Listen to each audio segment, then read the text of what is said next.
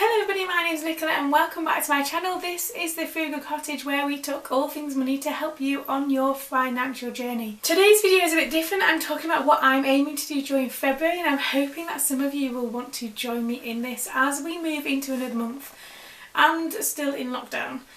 Don't forget to like and subscribe, and let's get started. So I feel like February is going to be a bit of a strange month, and it's because we're still in lockdown in the UK and we still can't really go anywhere, and January seems to have gone by in kind of a weird blur, kind of fast but slow at the same time, if that makes any sense to anybody. And personally I feel like I've done a lot more kind of just general spending in January online is my main problem that I'm finding creeping in. So I'm not one for online shopping normally, but I think that maybe the boredom of lockdown is getting to me slightly. I don't leave the house. The only time I leave the house is to either go and pick my child up from nursery or to go food shopping, and that is pretty much it. And I think the monotony of doing not very much apart from working from home and not leaving the building is starting to kind of come into play. And I thought that this would be, especially because it's a shorter month, I'm going to be honest, because it's a shorter month it doesn't feel quite so daunting. I thought that February could be a really good time to have a bit of a reset. So kind of go back to the basics, go back to kind of doing things day by day, having quite a frugal month, hence the Frugal February kind of angle, if you like, and just really taking time to be more mindful of what I'm spending on and why I am being tempted to buy stuff, especially on like social media things and stuff. And I thought I'd cracked that habit, I thought I'd got out of that, but I'm finding as time goes on that I'm spending more on things that I probably wouldn't do normally. If you are finding that at the moment, please let me know in the comments below. Let me know that it's not just me who's finding this more difficult. My plan for Frugal February is as follows. Number one is I'm going to get back to meal planning and just making things from scratch. I've kind of got in a bit of a habit during January of making things kind of from jars, or I've just shoved things in from the freezer. I've bought more kind of ready-made stuff. Definitely wouldn't normally buy it in terms of some of the things that I bought, just because they're quick and easy, are lots more expensive than if I kind of take the time to make it myself. And also I'm someone who enjoys cooking and creating new recipes and trying new things out. So I want to get back to basics in terms of just taking time to spend cooking lovely, nourishing meals for me and my family. And I'm hoping that you will join me in that. I think that it has a knock-on effect, so I feel so much better when I'm making everything myself and stuff. It's, it's healthier, there's not as much added stuff in there, and yeah, and I do enjoy cooking, so I want to get back to that. The second thing is I'm trying to minimise my time spent on social media.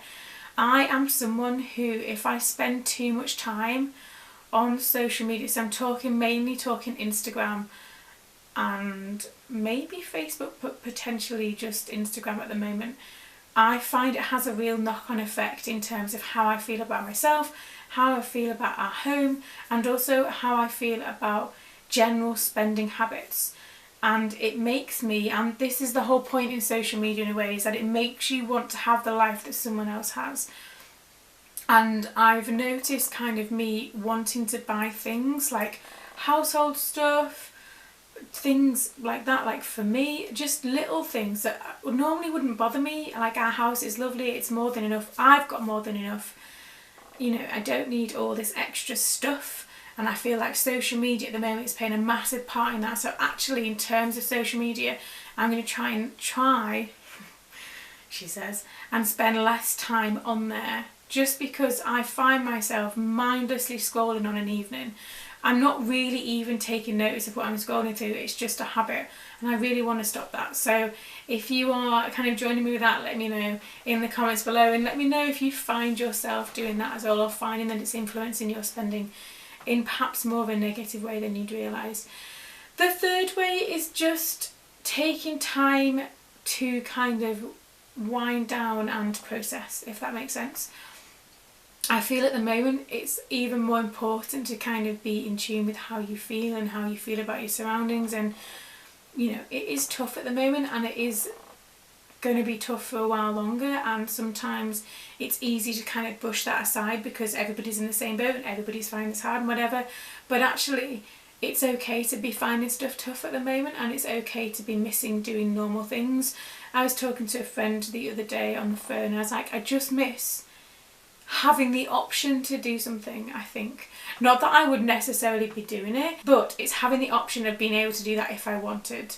And it's little things like that. And I talked the other day in a video about how I'm missing kind of going to a bookshop, wandering around and looking at the books and having a coffee, and yeah. So I think it's okay to be finding stuff tough, but just to take the time to maybe reflect on that more. Kind of, I don't always like to use the word self-care. It is just about taking that step back. I don't really like the word self-care, but I'm going to use it in this instance. It's about being a bit more mindful of how I'm feeling. Does that make sense? Let me know if that makes sense. I feel like that makes sense. And then just really resetting, so counting my no spend days as I am, using my budget planner as I do anyway. But I love the system, but it also keeps me kind of on track and helps me identify when I'm starting to spend more when I would like to. Keeping it on track with my cash envelopes and sinking funds, all that needs to stay in place as it does anyway. But when I feel like certain things are starting to slip, that all starts to feel like a massive effort, and I don't want it to, because it's what works for me. So if you are in for Frugal February, let me know down in the comments below. I would love it if you could join me and, you know, let me know how you're feeling, let me know how you're finding about things and finding a feeling and just general life at the moment. And I'm looking forward to the next 28 days of just having that reset, feeling more in control with my finances, and it will have a positive impact. I know it will, because every time I do this kind of thing and I really focus on getting those basic things right, then everything else seems to fall into place, and there we go. So yeah, let me know if you're going to join me. Are you going to add anything else in? Do you think I should do anything differently? Do you think I should add anything else in there? Let me know in the comments below. As always, thank you for watching. Don't forget to like and subscribe, and I will see you again very soon.